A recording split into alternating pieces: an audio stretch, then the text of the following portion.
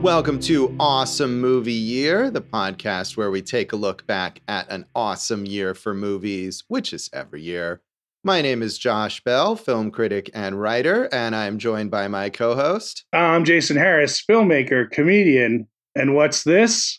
A tap solo. Deep dap deep deep deep ba ba. A doop deep da boo ba da ba ba. A razzmatazz, jazzy jazz. Doop deep da boo ba da ba ba. All with my feet. He did not use his feet, FYI, for that.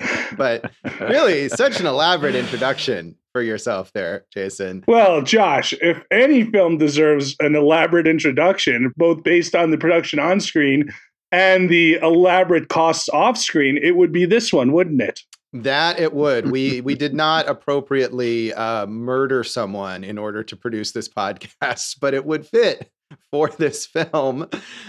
In this season, this special 10th season of Awesome Movie Year, we are taking a look back at all of the awesome movie years that we've talked about in past seasons. And in this episode, we are looking once again at 1984 and picking up on a box office flop, as we do. And this flop that we're talking about is Francis Ford Coppola's film, The Cotton Club, which does have really, aside from being a big failure at the box office and really one of the most famous box office failures of a few decades, and in a career of a master filmmaker who also made numerous giant flops, it is probably maybe the most notable. We'll talk about that. But in his defense, I don't think he funded this one on his own. So, he didn't. There was all sorts of insane behind the scenes drama to fund this film. And Coppola actually was brought in a way, maybe to rescue the film from some of its disasters that occurred before he became involved. And then he just compounded the disasters because that's the way that these things go, and increased the budget with his the way he made the film. But he fired the entire crew, basically, brought in his own crew. He builds all these crazy sets. His music man was flown back and forth to Sweden and the US on like a private Concorde. He just, anything for the name of art. Right. And you could argue that it was for the best because regardless of what the behind the scenes drama was, the end result was enjoyed by many people, although it was a huge failure at the box office, eventually grossing $25.9 million on its budget of $58 million, which ballooned in part because of all of the things that Coppola did, but had already increased before he came on board. It was produced by the legendary Robert Evans, who initially had hired Robert Altman as the director, and Altman left because his previous movie, Evans instead then was going to direct himself, and eventually decided to bring in Coppola to direct. And there's such a long saga of the behind the scenes stuff with this movie. We could probably just devote our whole podcast to talking about it. Yeah, this is, I think back to our Boondock Saints episode where it's tough to separate the myth from the fact and what you see on screen from what you read about off screen. I've both read and seen the documentary, The Kid Stays in the Picture, Robert Evans, which both a great book and a great documentary. So obviously a large part of that is devoted to the Cotton Club, of course, from Evans' point of view of like, I begged Francis, let me re-edit the picture, Francis. I'll make it a hit. There's a hit here. You just don't see it, baby. Right. So, and then Coppola is just like, hey, the problems were all there before I got there, So, yeah, it's just one of those things. But as you know, Josh, in more recent years, it's been reevaluated and has an even bigger following now. And Coppola released, because every Coppola movie apparently needs a theatrical cut and a Coppola cut. Or multiple cuts. Right. So if if we looked at Coppola's filmography and you're like, oh, he directed 19 movies, I'm going to watch all of them. You really have to watch like 38 to 45 movies, right? So for this one, Josh, you and I watched the theatrical cut. And Dave watched the Coppola cut. Yes, the Cotton Club Encore was Coppola's version that was released in 2019.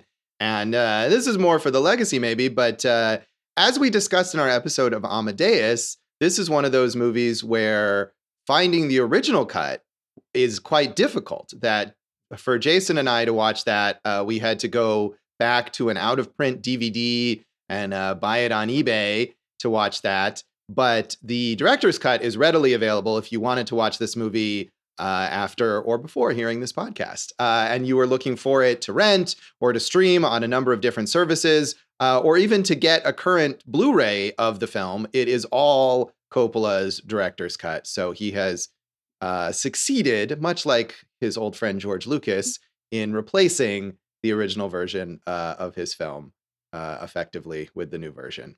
Well, which he does with basically, we know Godfather 3. The thing about Coppola, though, is like all of his refashioned films seem to get much better feedback than the theatrical cuts, right? It varies. Godfather 3 is another one recently, although I think, thankfully, if you wanted to see the original cut of Godfather 3, it would still be not difficult. It's not good. And I'm sure that's a separate point. It doesn't. But the point is that most people would say this version is better than the original version, just like they say with the Cotton Club. And also, I remember when he did Apocalypse Now Redux, that was because that's one of his most beloved movies. They say Redux is just as good. So maybe the mistake was all these people not letting Coppola spend as much money as he wanted and do whatever he wanted at all points in time. Well, and the thing with that, though, is that he made the Redux and people liked it. And then he made another cut. There was a third cut of Apocalypse Now called the Final Cut. That is his preferred version, preferred over his previous preferred version. So he's always working on it. Yes. So back to the making of the Cotton Club, though, I love the financial backers in order to get the money to make this film included a pair of Las Vegas casino owners and a Saudi arms dealer, as well as a vaudeville promoter who was eventually murdered. And that was what I was alluding to. And Robert Evans was accused and went on trial for allegedly ordering the murder of this financier of this film. So I feel like the behind the scenes story of the Cotton Club probably more interesting than the film itself, and furthermore, weirdly parallels the themes of the movie. And Josh, if you wanted to look more into that, you could read the book Bad Company, Drugs, Hollywood, and the Cotton Club Murder.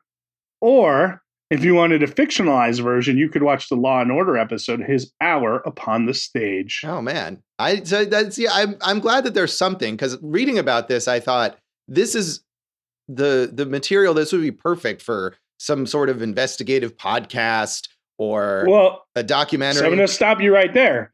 Because they're making the limited series of the making of The Godfather. Yes. It should have been the limited series about the making of the Cotton Club. Absolutely. That's what it should have been. Absolutely. And maybe that'll be the second season. Maybe they'll do that.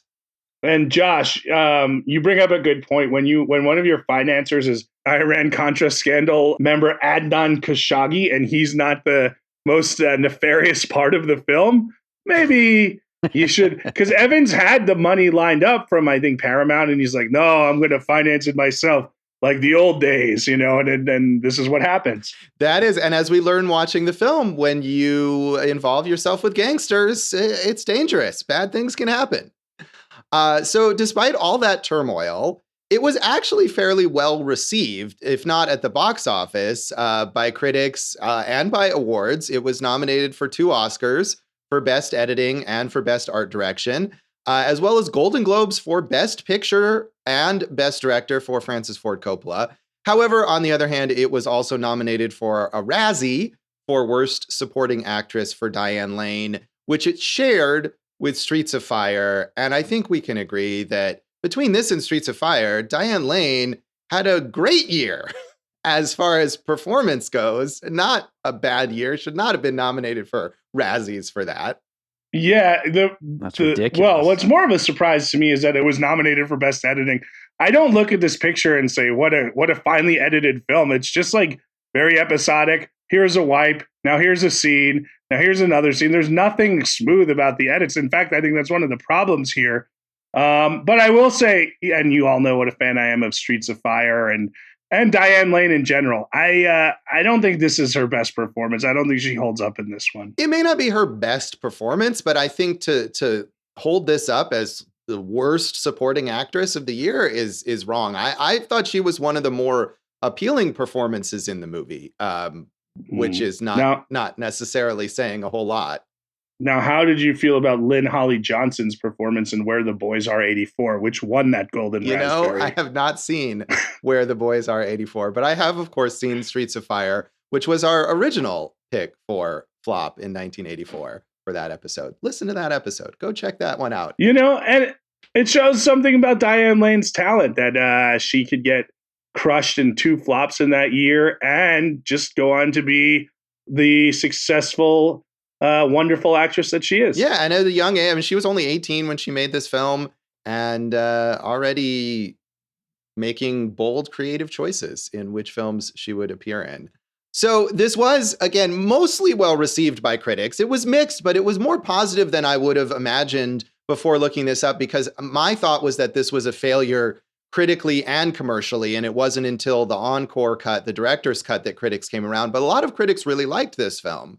It got 2 thumbs up from Siskel and Ebert. And watching the segment, both Siskel and Ebert talk about, and this movie in its original cut is about 130 minutes long. It's not short, but both of them kind of allude to the behind the scenes drama and say that they wanted the movie to be longer. Siskel says he would have watched a 3-hour cut of this film, and Ebert said he would watch a longer cut than 3 hours. So because you had to top Siskel. I guess, yeah, that's what. Now, Gene, you want a 3-hour cut? I'll watch a 7-hour cut just to spite you. Yeah, so they were very enthused. Although Siskel was not a fan of Richard Gere's performance, his lead performance as the cornet player who gets involved with gangsters in 1920s and 30s Harlem. And actually, I was sort of surprised because Siskel seemed to have a lot of criticisms, but then ultimately he named it as his number 3 movie of 1984, and Ebert named it as his number 5 movie of 1984. So both of them really not only liked it, but, remembered it or thought about it when they were putting together their top 10 lists and reflected on it well.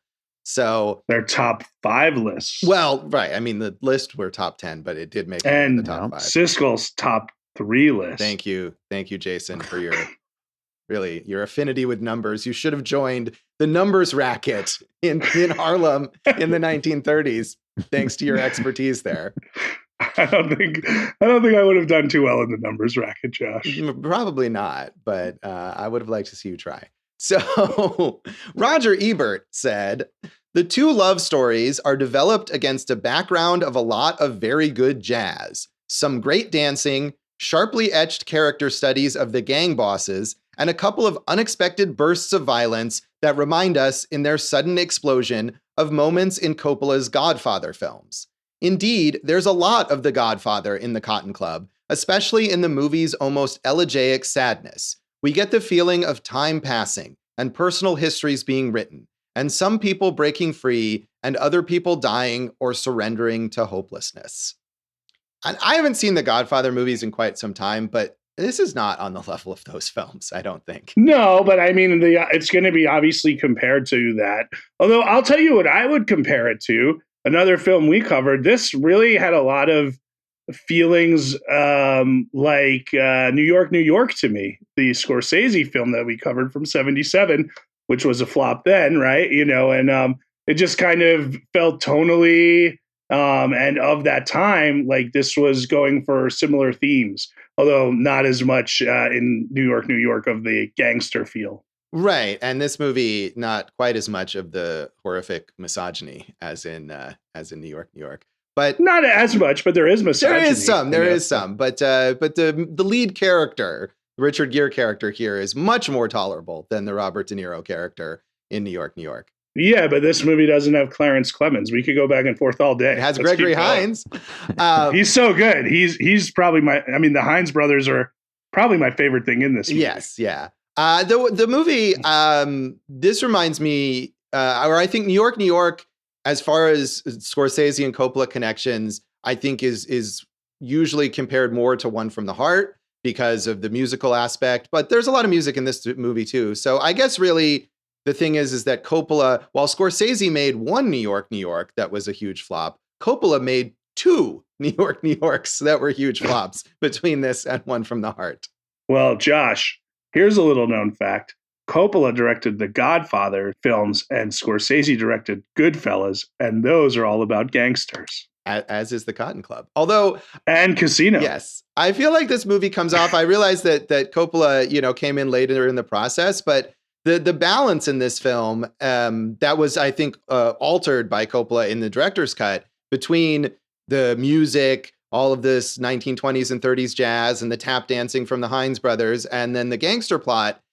It feels like Coppola was stuck making a gangster movie when what he really wanted was to make a music movie. But it's like, oh, you did The Godfather, so you got to put in the gangsters. I think that's a really interesting point. And personally, I would have rather have seen the music movie and the Cotton Club stuff. The other thing I was thinking about when watching this is Boardwalk Empire, which I think obviously was 5-6 seasons, but that handled the scope of this type of thing much better, as of course it's not a 2-hour movie, but I just thought the balance of that really worked. Whereas this, I was like, no, just bring me more Hines brothers. Yeah. And I could see someday, maybe not related to Coppola specifically, but just this historical period in the Cotton Club, which was a real place in Harlem during this time period, being the subject of a Boardwalk Empire style prestige TV series, because there's clearly a lot of material to go through there.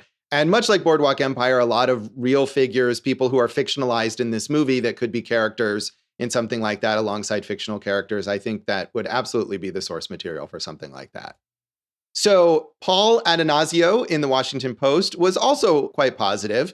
He said, obviously, such an intricate tale can't be told in a movie slightly longer than 2 hours. So Coppola and his co-writer, Pulitzer Prize-winning novelist William Kennedy, making a virtue of necessity, have starved the script till the characters are nothing more than their entrances and exits. A conventional storyline for Coppola is the tie that binds. Instead, he depends on theme, mood, symmetries of structure, and jazzy style to give the Cotton Club its unity.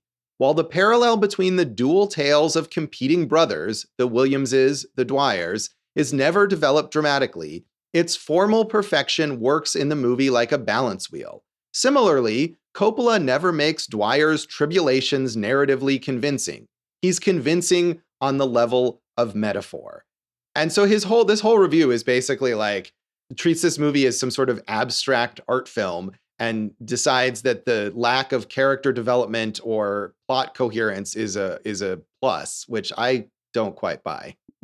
I don't either, but I do agree that it is a little more impressionistic, abstract, than what you would expect in a mainstream film, because it is Coppola. William Kennedy, the co-writer, what a year he had. He had this bomb, and at the same year, he won the Pulitzer Prize for Ironweed.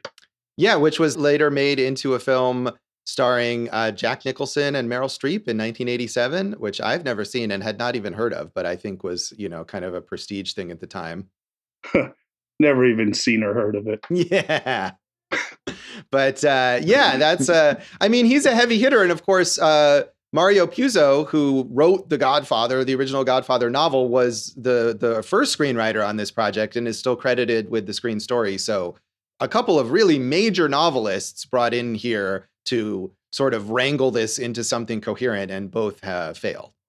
And, Kennedy has said they did 30 to 40 drafts, and Gregory Hines said they shot a 3-hour movie in rehearsal. And, Kennedy said they stayed up for 48 hours just writing draft after draft. So all that stuff would play really well in the limited series that we're pitching, yes. Cotton Club.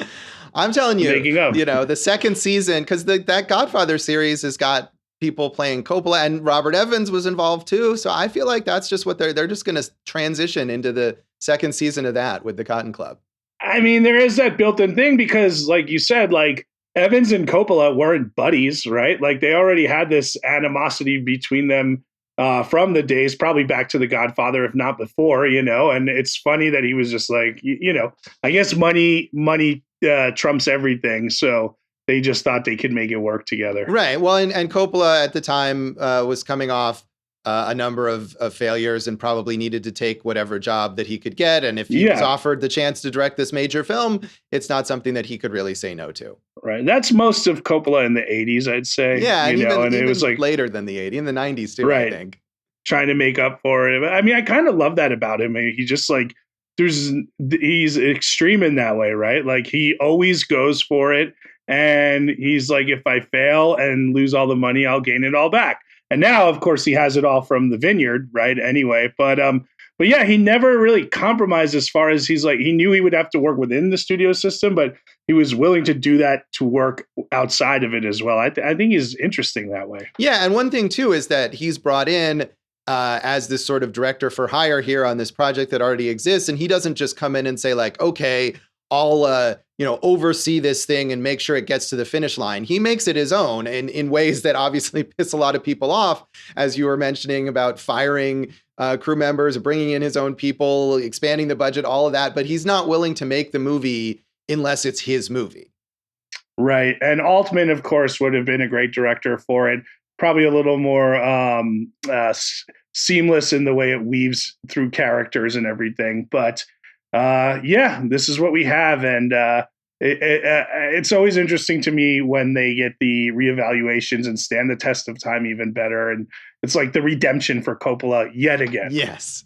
So Pauline Kael in The New Yorker hated this movie and wrote a very, very long screed against it, as she tends to do. So she said, if a whiz kid director from the 3-minute rock video field tried his hand at a jazz age gangster musical, the result might be The Cotton Club. Francis Coppola, who co-wrote and directed it, seemed to have skimmed the top off every 20s, 30s picture he has seen, added seltzer, stirred it up with a swizzle stick, and called it a movie. The shots don't look as if he were framing for the movie camera. They're framed for video excitement. His only goal seems to be to keep the imagery rushing by, for dazzle, for spectacle. The thinking or the emotional state behind his conception appears to be that it's all been done before, and that what remains is to feed your senses. He just wants to look at pretty lights, movement, color. He's watching his brain cells twinkle. Well, one thing that I find interesting to me is like, there were times I really wanted more movement, because those dance numbers and song and dance numbers and the costumes and the stage is so dynamic. And the camera work a lot was just like static long shot. And I get that, but it wasn't really until we have those Gregory Hines solos in Act 3 that and also in the beginning of the movie when they're first showcasing the Cotton Club, that you're getting the energy of those performances. And that was something I noticed throughout the film. So that's interesting. I mean, I do agree with like, it's a lot of bip bop, back and forth. And are we really saying anything in anywhere? Right. I mean, I think her obvious contempt for music videos, which again, this was 1984, right, at the first rise of MTV, is maybe misplaced on this movie. I mean, I never thought of this as an MTV style film or anything like that. I mean, Coppola clearly is trying to emulate the style of films from this time period, musicals and gangster films that are explicitly referenced here, and give it a modern spin. But it didn't strike me as, something like the movies that were being made by music video directors starting a little later in the 80s as those directors moved from music videos into feature films. I really didn't see that at all. So I feel like this is Pauline Kael coming off slightly curmudgeonly at this point, which is her right. And for the saying takes one to know one. If Josh calls you a curmudgeon, yes, you're a curmudgeon. Indeed. It's not necessarily an insult from me. Right, it's not. So I think it's safe to say none of us had seen this film before. No, I had never seen it. I'm glad we got to it, man. Yeah, I'm not. I mean, as we've said, Coppola has a very uneven career. I mean, he's made some of the greatest movies of all time between the first two his run of the first two Godfathers and Apocalypse Now and The Conversation. Yeah, one of the greatest runs of filmmaking in cinema history. And all of those movies held up as the greatest, among the greatest films ever made. Many might say that The Godfather is the greatest film ever made. But I think more would say The Godfather too. Yeah, maybe. Or it might be even. But I mean, the fact that we could have a debate about that is in itself amazing in terms of Coppola's achievements.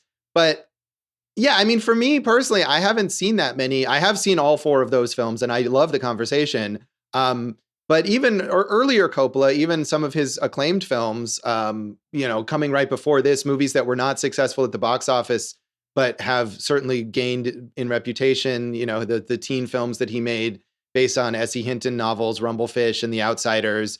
I haven't seen either of those or some of his less notable films either. And I feel like he's not a director that I am motivated I should watch all of Coppola's films because he's so inconsistent.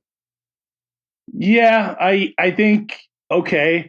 At the same time, he's always trying to do something interesting. And, as I told you before we started, I watched The Outsiders last night, which falls in both a Coppola category for me and a teen movie, category for me, which obviously the 80s were the limelight of that. So, and I don't love that movie, but I'm glad I saw it. Like I don't need, like, even this one, I would like to watch the cut that Dave watched at some point. Not right now. He's interesting enough where, like, I want to see what he was doing. He was taking big shots, and sometimes they failed miserably, but he was always taking those shots. Yeah, and I appreciate that. But in terms of sitting down to watch a movie, am I eager to watch something beyond his, major acknowledged classics? I don't know. So, Dave, you watched this director's cut. What's your feeling on Coppola? What was your background with him? I mean, I've only seen the Godfather movies once. I'm actually going to see it in Dolby, the first one, on February 25th, the 50th anniversary screening. So I'm looking forward to, revisiting that. And, now that I've seen The Cotton Club, also hopefully seeing more of his stuff, because I really haven't seen that many of his films. Yeah, I too have. You've never seen Jack? I haven't seen Jack. Yeah. I've also only seen the Godfather films once, and never the third one, but the first two only once a number of years ago. And yeah, I'm sure it's lovely in Dolby though. And I'm sure they did a great job with the restoration. And that's one that Coppola has not messed with. He's not made a director's cut of the original Godfather. It's still the way that it was originally made that was considered. You can't fix the second one is better to me. But I mean, again, you're arguing which of these two of the greatest movies ever made is the better of the two of the greatest movies ever made. Right. I mean, the fact that that's the conversation is enough. If that's all Coppola had ever done, he'd be in the pantheon for just those things. So again, there's a ton of stuff here, but do you want to mention anything else about the background, Jason? Well, I mean, we're going to be talking about Dixie Dwyer, the Richard Gere character, who they say is based on George Raft. Josh, you want to tell us a little about George Raft? Or he was the inspiration for the character of Dixie Dwyer in the film The Cotton Club by Francis Ford Coppola. Yeah, he had success in the 30s in the gangster pics, and he grew up poor and, probably dealing with the quote unquote unsavory elements of New York before he went out to Hollywood. And I think Oni Madden, the gangster here played by Bob Hoskins, did kind of like sponsor him on the getting onto the screen. So that's a fun thing. Hey, Josh, I also like that Lawrence Fishburne played Bumpy Rhodes in this one, based on the gangster Bumpy Johnson. And in the 1997 film Hoodlum, he played Bumpy Johnson. Amazing. But yeah, it's a mix of historical characters, people like Oni Madden, who were real people, and then fictionalized versions or fictional characters like the Dixie Dwyer character, who's inspired by George Raft, but is not necessarily meant to be George Raft. And it's interesting to see. It's weird too, because Dixie Dwyer is not a real person, but the character that they make his brother, that Nicolas Cage plays, is a real person, or is that name is a real person. So they kind of meld together the fictional character and the real character into a family that it is not the way that it really existed. That was not George Raft's brother. Movies. Now more than ever. We'll come back in a moment and talk about our general thoughts on The Cotton Club.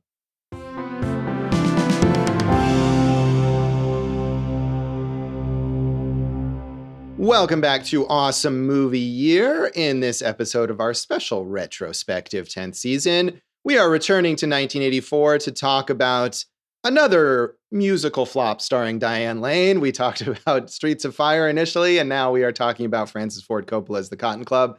And I think for me, we just spent a lot of time talking about the background of this movie, and there's a lot more even that we could have delved into. That was more interesting than the process of watching the movie and what's actually on screen here, which I felt like it's not the kind of flop where you watch it and think, oh, what a gigantic disaster this film is.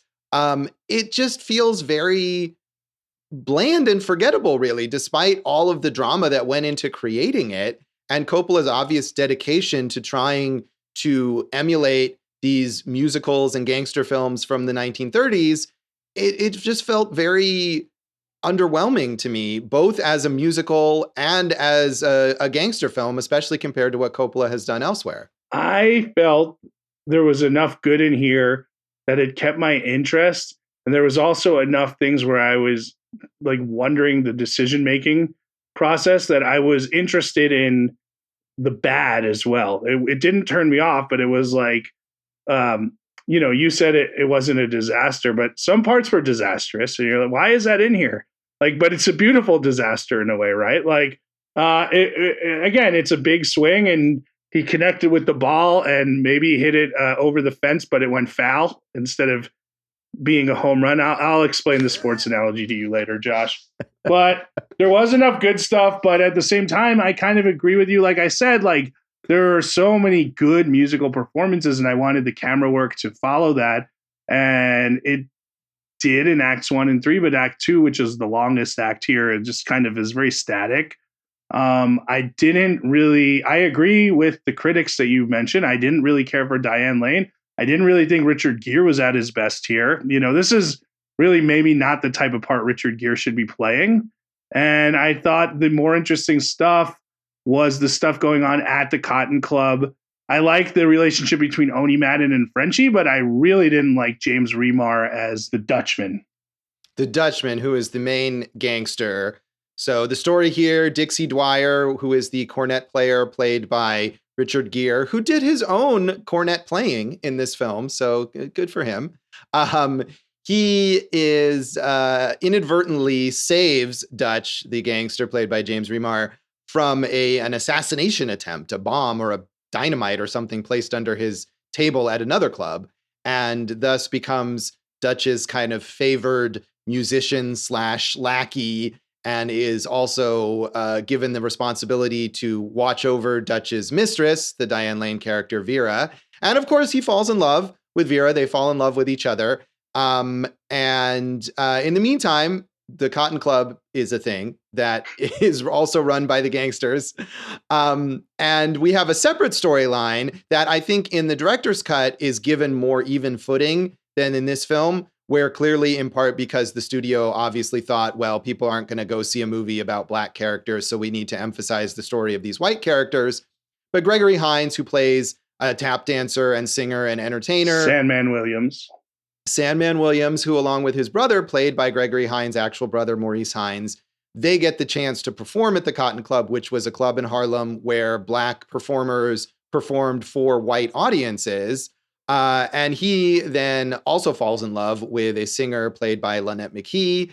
And in a very, I felt like, unbelievable and choppy love story. And the two storylines basically never intersect. It's basically just two different movies that kind of exist alongside each other. And I thought that was another dissatisfying thing. Like we think about Altman, and Altman is known for a bunch of films where he presents this wide range of characters and a kind of a tapestry of stories that intersect slightly. And I feel like a different movie could have been just set at the club, and here are the stories of maybe a dozen different characters, including the Richard Gere character and the Gregory Hines character and maybe others. And it's really about the setting, which I think was initially maybe the inspiration for this film, was a book of photos of the setting, and what went on in the Cotton Club. But the fact that it's just these two stories that are not given equal weight and don't intersect, it feels very tonally sort of haphazard. The love stories here are some of the weaker elements of it, right? Like I was more interested in the relationship between the Hines brothers and how one was kind of betraying the other. And I thought the scene where Bumpy makes them dance together at the other club, at the club where, African Americans are allowed to go and, just watch and patronize. Like that scene was one of my favorites in the movie. I really like that song they performed, and just like they're mesmerizing as dancers, right? So yeah, I would have liked to have seen more of that stuff. And I think there could have been more. There was that line where I think Bumpy said it, where he goes, or maybe it was one of the Hines brothers, we're all the entertainers here, but we're not allowed to be here, right? So like there was a lot more they could have dug into on the race aspects of this. None of the love stories did much for me. The stuff with Dixie, I guess could have led somewhere different, with Oni protecting him and the Dutchman just having to deal with it. But I don't know. I like I said, there was enough good here that kept me interested. But even when Lucky Luciano came in, right, who I guess, I didn't do the rest of the research, but, was he the one who set up, him and Oni, I guess, set up the hit on the Dutchman? Yeah, I guess. I don't know either. The Dutchman that was a real person, a real character. But the gangster stuff here, not only is it boring, but it's very convoluted and not worth like your attention to figure that out. There's the African-American gangsters who are putting together the numbers racket, which, what is a numbers racket? I don't even know. But it's a way to kind of beat the odds in like horse racing and stuff like that. So okay, you can always get paid off, I think. So they've got that. And then there's the white gangsters, but there's multiple factions. There's Jewish gangsters and Italian gangsters and Irish gangsters. And this is all familiar gangster movie stuff, but I felt like it was all kind of not very well developed and also not interesting. And as you said, James Remar, not great as the Dutchman. He kind of chews the scenery. Bob Hoskins, I enjoyed as Oni Madden, who is both the owner of the Cotton Club as well as a gang boss himself, and his chemistry with Fred Gwynn as Frenchie, who's his right-hand man / assistant / clearly secret lover. That was fun. Again, why do you always think everyone's a secret lover? That just doesn't make any sense. First of all, let me go back before I just jump on that, right? So Fred Gwynn, who most of us know as Herman Munster, right? And then maybe as the judge in My Cousin Vinny, right? He's very good in this movie. He was one of my favorite things in it. I really thought he did a great job, and he's obviously such a physical presence. Like, it was great to see him act. And I did think I like Bob Hoskins as Oni Madden. Why do you think they were lovers? I'm partially because I knew it would outrage you, but there is one scene here where, so later in the film, Nicolas Cage's character, Vincent, who is Dixie Dwyer's brother and is kind of a thug, he uses his brother's connection to the gangster world to set himself up as, sort of I don't even know what. That's part of he's trying to move up to become like a made man, a capo or something like us. So, he could be on the level of these guys. Right. But he messes it up and he tries to assassinate the Dutchman's right-hand man, who is this very ghoulish figure named Saul, I think was his name. And in this drive-by shooting, they kill a child.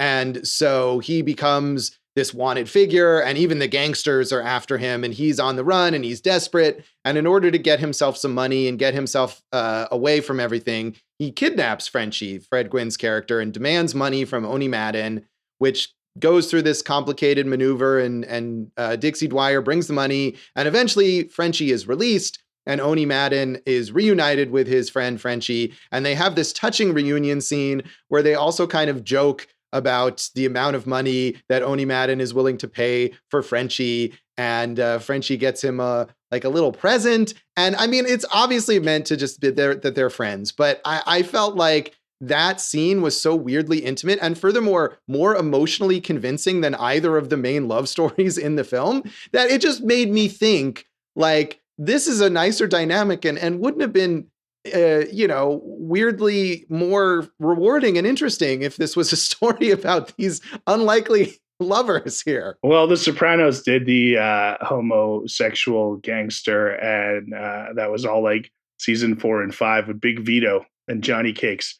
But see, the thing is, Josh, like, you always talk about how you like movies about friendship, And here you have this intimate friendship based on their work and, how close they are. And you just can't accept it as a platonic friendship between two gangsters who murder people. Like, why can't you just accept that? But that's okay. I do think that relationship, I agree with you, was more interesting than the love stories. You mentioned Vincent, Nicolas Cage, very good in this movie. I think we see that, right? So that's the thing is like for every good thing, there's a bad thing, but we're not focused on anything. We're focused on everything, which makes us focus on nothing, right? So as opposed to, there was just nothing strong enough to see it through. So yeah, man, I look, set decoration, great. Music, great. Cab Calloway performance. I love Cab Calloway. I was a little disappointed that they didn't Blues Brothers it and get to the point in Minnie the Moocher where like he goes crazy with the scatting, So, but I thought they could have done that. But that was very good. And I think it's music, it's set, it's production design, and it's the dancing. Those are my pros on this one. And Fred Gwynne, Oni Madden, Bob Hoskins. Yeah, there's some good stuff, but that's all weirdly in the margins because we have all this Richard Gere, Diane Lane drama and the drama of Dixie Dwyer himself being conflicted about, wanting to be a musician. And then later he wants to be an actor like George Raft. But he's stuck in this world of gangsters and he's just a very passive, boring character. And Richard Gere, as you said, Jason, is probably miscast here. This isn't really the right role for him. And he doesn't really come off as convincing, I don't think, in this role. And as good as Gregory Hines is at tap dancing, his character is also not very interesting. And his relationship with Lonette McKee, they're trying to make it this big epic, love story where they're apart because she's passing for white and she's trying to advance in her career. And they're on the sort of opposite sides of this racial divide, and none of it really comes across because it's not properly developed. So all the drama. Let me jump in there because we say, part of the problem with the Richard Gere, Diane Lane love story is performance-wise, like, yes, writing-wise, it's not there. Performance-wise, it's not there. But with Gregory Hines, the performance, he's very good in this movie, both as a dancer and an actor, So, but I do agree with you that it's like, hey, we just had a fight and now we're going to the wedding, right? But like, as opposed to like when you see them in like the Hoofers Club, right?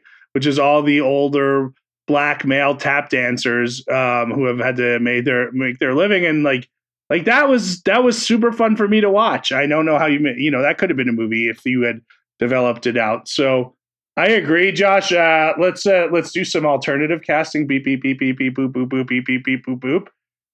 So Josh, for Dixie, Al Pacino probably would have been a stronger presence. Thank you. Harrison Ford, I don't know if he would have had the energy there. Maybe in 1984, he still had some energy left in him. Yeah. Matt Dillon, who, we know Coppola loved from both Outsiders and Rumblefish, right? Yeah. Maybe too young. Of course, the best pick was going to be Sylvester Stallone, who was attached until Stallone found out that Robert Evans was sleeping with his girlfriend and then backed out of the project. So that's a fun one. So many great things happening. The question, though, is did any of those guys know how to play the cornet like Richard? Right, he did. I bet you at least one of them knows how to play. And then they said Sandman Williams was going to be Richard Pryor. And I don't know how that would have worked because Sandman Williams is so... The tap dancing is so much a part of his character. How would that have worked? Yeah, I mean, I assume we would have had, body doubles. Probably Gregory Hines would have been stuck just being a body double for Richard Pryor doing the dancing, and we would have just seen his feet. I mean, there's a lot of shots already where you just see the dancer's feet, and it could be anybody doing it. So, but it's probably the Hines brothers. Well, right? No, obviously it is that. But I'm just saying, we don't see the full bodies of the dancers, so I'm sure they could have made that work, but it would have been a very different film because Richard Pryor has such a presence. I'm sure he couldn't have come into this film and just done it as written. He would have had to add his own flair to it, and it would have changed it a lot. Right. So Vera, the Diane Lane part was going to be Brooke Shields. Don't know. And then Lila was going to be Sigourney Weaver, so then the character would have had to be white, I guess. So at that point, oh yeah, that would have been a very bad idea. I think that would have really lost a lot of the thematic stuff going on there. Yeah. Lastly, Lucky Luciano, Alain Delon. Oh yeah, I mean Lucky Luciano is barely in this film, so I think that would have just been a cameo for Alain Delon, who is a major French actor, and Lucky Luciano, not French. So that would have been a weird choice. I did have fun reading about Joe D'Alessandro, who played Lucky Luciano, who was of the Warhol fame in that underground, flash trash heat, stuff like that. And Little Joe from Walk on the Wild Side, that's who they're referencing. He's got a very interesting career. So that was fun. To read about. Yes, so much weird background stuff. So, yeah, that's what I mean. There's so much other fun stuff going on that's not on the screen, right? So that's a bit of a bummer. I mentioned Larry Marshall as Cab Calloway. Josh, if I can mention one other actor, Tom Waits. I just love Tom Waits, and he's great as Irving Stack here. So, good on you. Yeah, he's amazing stacked cast. You talk about Lawrence Fishburne. You've got young Jennifer Grey in here, like all these familiar faces that as you watch the movie, it's like, wait, oh, there's that person. And yet none of them really elevate the film where you might think that once someone shows up, it's going to take it to the next level. Well, I want to know what Dave's experience was, because Dave saw about a 2-hour, 35-minute version of this. And as we said, it is getting more acclaim than the version that you and I saw. And part of it was because these problems we had, they say, have been fleshed out in the Coppola version. What is it called? The Cotton Club Encore. Yeah. Dave, tell us about it. Well, obviously I can't compare because I didn't watch the original cut, but hearing you guys talk about it, I can't imagine that it's that different. There's just more to it. There's just more footage. There's more things happening. But again, even though we get more of Gregory Hines, who, like you guys said, is really good and one of the more interesting characters to watch, it doesn't add up to much more. It doesn't give you more story. It doesn't connect the threads in any way through the whole Cotton Club as a, as a setting, like you guys said, possibly a series nowadays where like you get this one setting where all these different stories are happening. Something like that could have been more interesting, but this movie just kind of loses you as you're going through because nothing ever kind of comes together. It's just stuff happening, and the encore just was a little bit more stuff. And that doesn't make it sound like I want to watch that cut after having seen the original, that it will turn my opinion around, as it seems to have done for a number of critics when it was released. But I can't imagine that being an improvement for me. Well, I think we've covered this one, Josh. Should we rate this out of 5 off-screen producerial murders? I was going to say like five cornets, but that's much more exciting. So I'll go first. I'll go on first on this one. I gave it 3. It kept my interest. I love the performances. And I said that all that stuff that didn't work. There were things I was like, nah, but it was one of those like car crashes you couldn't look away from for me. So 3 off-screen producerial murders. Sadly, I think that took place in his car, right? Like they killed Roy Radin in his car and then tried to blow him up or something like that. I mean, is it sadder that it was in his car than somewhere else? So like either way, it's very bad. Murder, very bad. Go ahead, Josh. Thank you. I was less fascinated than you. I'm going to give it 2.5 off-screen producer murders because I didn't feel like it had that train wreck fascination. It wasn't bad enough to have a train wreck fascination, but it wasn't good enough for me to genuinely be invested in it. So sure, the production design, the music, all of the positives that you mentioned are kind of nice, but ultimately I wasn't invested in this movie at all. So 2.5 out of 5 for me. Dave, what do you think of the encore cut? I'm going to go with 3 producerial murders or whatever it is. I feel like there's a lot of good parts. They just don't add up. And I can't go lower than 3, though, because of just how quality a lot of what's happening is. All right. Well, we'll come back in a moment and talk about the legacy of the Cotton Club.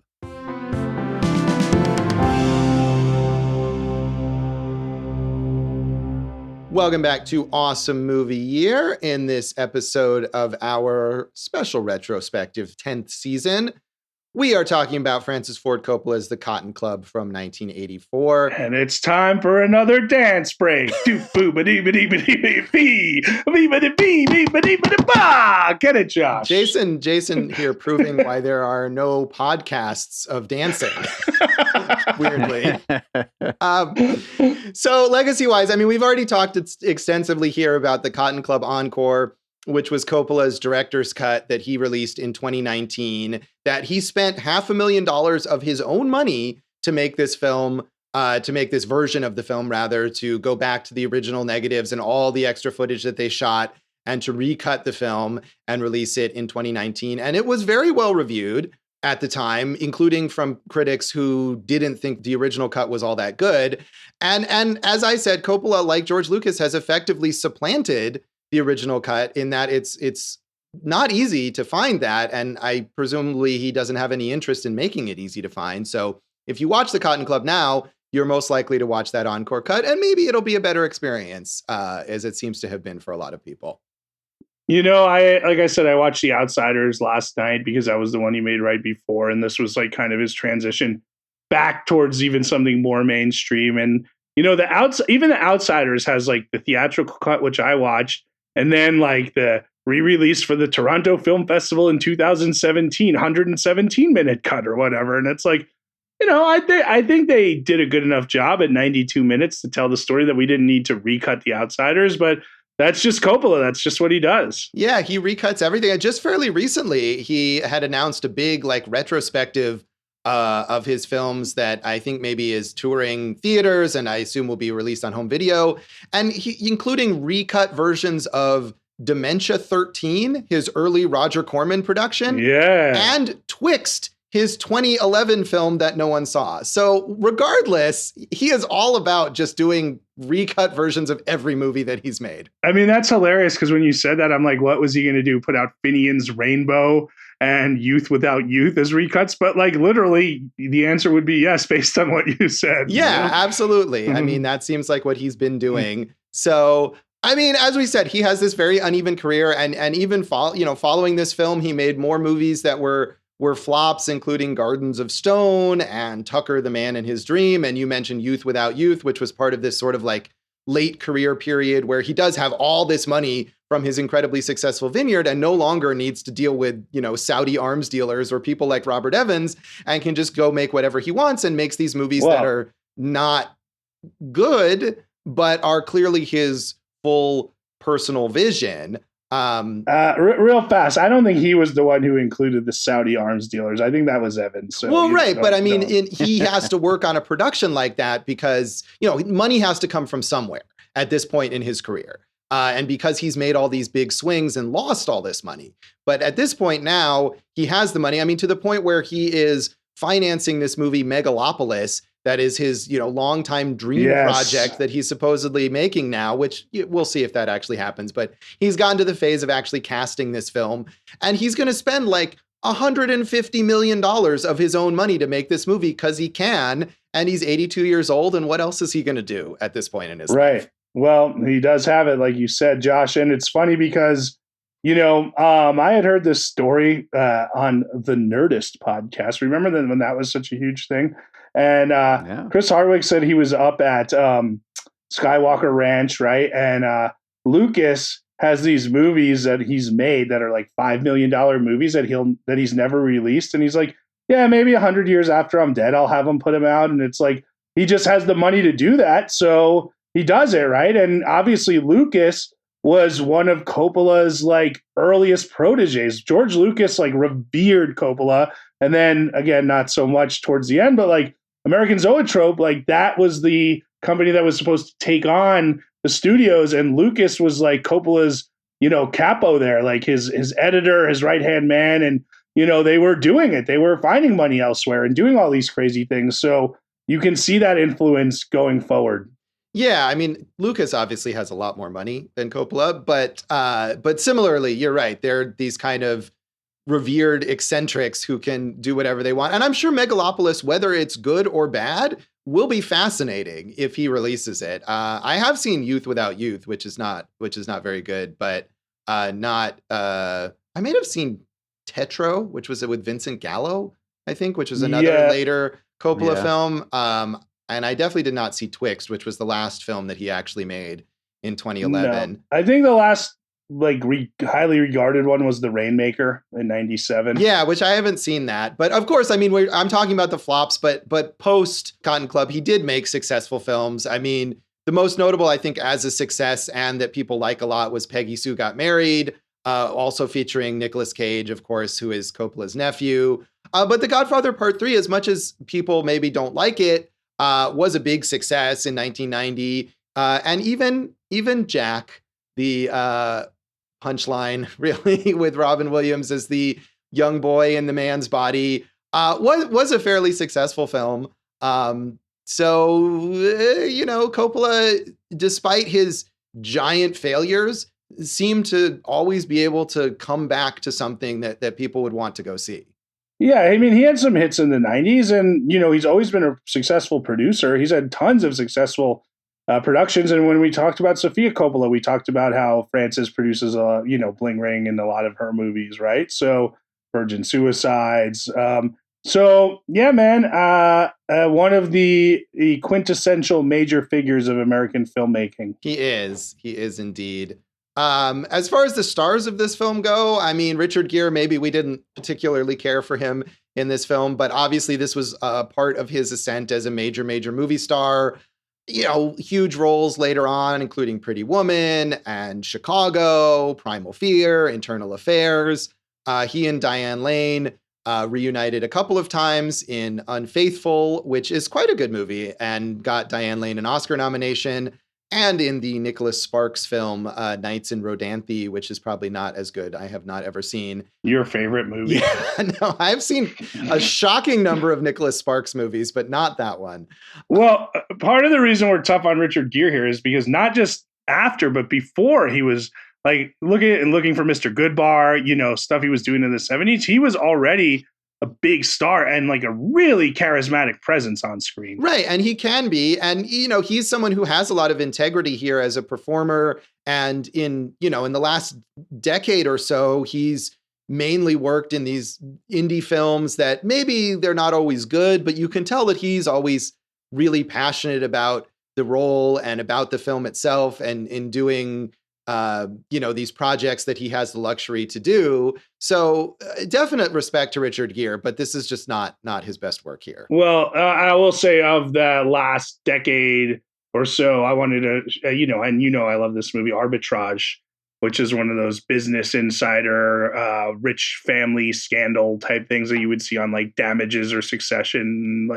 I think that's a very good movie. Yeah, I don't like it as much as you do, but it is an interesting film. And I think those corrupt but conflicted rich people are the kinds of roles that Richard Gere has done very well, especially later in his career. Diane Lane, as we said, had quite a 1984, although the failures of both this film and Streets of Fire kind of hampered her career for a little while. But later, as she got older, she became, of course, a huge mainstream star in romantic comedies like Under the Tuscan Sun and Must Love Dogs. Of course, in the DC universe as Martha, the mother of Superman in Man of Steel and subsequent films. So we got to shout that out. She appeared in Jack with reuniting with Francis Ford Coppola, was nominated for an Oscar for Unfaithful, and most recently was quite good in the film with Kevin Costner called Let Him Go. That was a kind of an underrated film. She's a great actress. Yeah. She's going to be in this upcoming limited series this year called Extrapolations, and unanticipated stories of how the upcoming changes to our planet will affect love, faith, work, family, and on a personal and a human scale. And Tobey Maguire is attached to this one. So that's interesting. I mean, you got Tobey Maguire, Forrest Whitaker, Marion Cotillard, Aiza Gonzalez. So lots of big time players, and we haven't really seen much of Tobey Maguire other than a quick Spider-Verse-ian type thing. Yeah, that's I hadn't heard anything about that series, but certainly, yeah, Tobey Maguire has been, as we talked about. I mean, I'm looking at it. It's Ed Norton, Kerry Russell, Daveed Diggs, Meryl Streep. Is it like so? Maybe they all have one. Yeah, it's 8 episodes. Maybe they all have one episode, right? Like an anthology thing. Yeah, lots of. It looks like it. hey man, if you can make art about the impending doom of civilization because we refuse to recycle, let's go for it. Yeah, and put Diane Lane in it because she's good. She's always good. Yeah. Yeah. Gregory Hines was mainly known for his work on stage and his dancing, of course, but he did continue in a very weird acting career where he made films that were like The Cotton Club, mainly focused on him as a dancer, like Tap, which he did with Sammy Davis Jr. But then also stuff I remember weirdly, for some reason, when I was a kid, I was really into this ridiculous sci-fi action movie that he starred in called Eve of Destruction, where he has to defeat like a sexy female evil robot named Eve. I almost tried to watch this again before this podcast just because, like, why was this a movie that, like, when I was into like the Terminator and stuff like that, I loved Eve of Destruction, which I'm sure is very bad. And the idea of Gregory Hines as this like badass military operative seems like horrible miscasting. But, stuff like that. He had his own sitcom for a while called The Gregory Hines Show. And he passed away in 2003. So have you seen other Gregory Hines movies, Jason? I don't know, man. I really don't know. I know, my grandfather who, was a comedian for over 60 years and, was a kid around the time of the Cotton Club in the 30s, but performing along those same East Coast circuits in probably the 50s and 60s, was a huge Gregory Hines fan, and probably the Hines brothers all together, like just a great act there. Yeah, and Maurice Hines didn't do much in movies or much as an actor, but is still alive and has done a ton of work on stage and as a dancer. Lonette McKee, who plays the love interest for Gregory Hines's character. Wait, Josh, yes, you forgot to mention Running Scared, the Billy Crystal. Wasn't it him and Billy Crystal as like a buddy cop movie? Oh yeah, I haven't seen that either. But you're right. That is certainly a bigger film than Eve of Destruction. It used to be on TV like all the time, like on like your local TV station Saturday afternoon movie or whatever. Right. So yeah, I mean, just some weird stuff where he had this career of like random acting roles, but in the meantime was always like on stage and dancing, and it just seemed sort of haphazard what he did, and sitcom roles and stuff. But hey, good for him. Yeah, I mean, he had a career in theater, so I mean, it's interesting because he could use TV or film as a backup career, right? Right, so exactly. He does a sitcom for a season or two and gets some money, and then is able to go back on stage and do the thing that he loves the most. Lonette McKee also mainly has worked on stage. She worked here and there in film and TV. The last credit she has is in 2012, and she is a college professor of theater. So she was never as big a star as a lot of the other people in this film, but was working steadily as well. William Kennedy, as you mentioned, the screenwriter, his only other screen credit is for the film based on his novel Ironweed, which came out in 1987. Starring Jack Nicholson and Meryl Streep, but a hugely successful novelist. His books sound interesting. There's like a family, I think the Phalans, generations of Irish immigrants and how they adapt in America throughout the times. I would be interested in reading that stuff. Yeah, probably a better novelist than a screenwriter, though. Who knows, how much of, if they wrote that many drafts and then, redid it all on set, who knows how much of his work really made it into this film. So any other legacy things you want to mention here, Jason? Well, I mean, obviously, Josh, we've had, and I'm coining this term, we've had the reconnaissance, right? And as I've told Dave, I think Nicolas Cage is next up. He's having his moment. And then I like to call it the Cage of Enlightenment. I think we're seeing like every project he has coming up looks super interesting and wild. And, whether it's the one where he's just the best actor in the world or, he's, in the Wild West doing something. So I really like him in this. As I said, Fred Gwynne, we know Bob Hoskins was a big actor, especially in Britain. And most people know him from Who Framed Roger Rabbit. Oni Madden, I read a great book about Oni Madden last year called The Vapors. It's about after this whole New York time period where he got sent to Hot Springs, Arkansas, which was like around the time Vegas was being built up in the 40s, 50s, and 60s. Hot Springs was a huge gambling town, and Oni Madden was like kind of like the the unofficial boss of the city. So I highly recommend that book, The Vapors. That sounds fascinating. I feel like that should be a movie or a TV series. I would imagine someone's got it. If you want to borrow the book, you can. Dave, if you learn how to read, you can too. Thank you. Hey, Josh, this Embassy Home Video paid $4.7 million to release this on VHS, the highest price for rights at the time. So why? That was it. Yeah, we mentioned Joe DeLisandro. Last thing, Woodland, Robert Evans' famed Beverly Hills mansion, now owned by Discovery CEO David Zaslav. Thanks. So that is the Cotton Club, and that is this episode of Awesome Movie Year. Tap dance on over to our social media. Beep, bop, a deep, beep, a dee, beep, beep. We're at awesomemovieyear.com, Awesome Movie Year on Facebook and Instagram, Awesome Movie Pod on Twitter. GoForJason.com was murdered. We're not sure if Robert Evans was involved with it or not, but it was a website at one point in time. I'm on all the socials at either Jason Harris Comedy or Jay Harris Comedy. JoshBellHatesEverything.com. On life support, maybe, let's say. I've written about a few Coppola things there, including Dementia 13.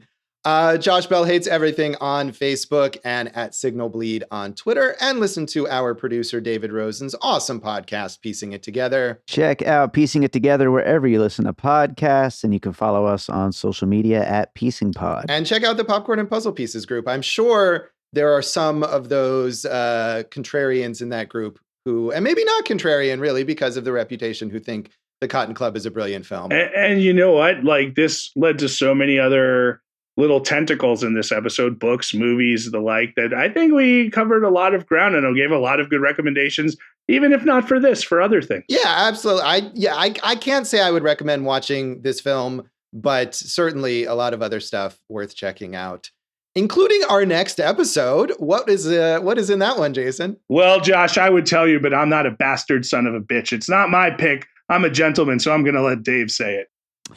Yes, it's my pick. Going back to 1994, a season that we previously didn't allow me to make a pick for, and I am picking The Crow. And really fast, it's not that we didn't allow you. We just didn't consider you. Yes. Yeah. So tune in next time for The Crow, and thanks for listening to Awesome Movie Year. Thank you for listening to Awesome Movie Year. Make sure to follow Awesome Movie Year on Facebook, at Awesome Movie Pod on Twitter, and at Awesome Movie Year on Instagram. And if you like the show, review us and rate us with 5 stars on Apple Podcasts.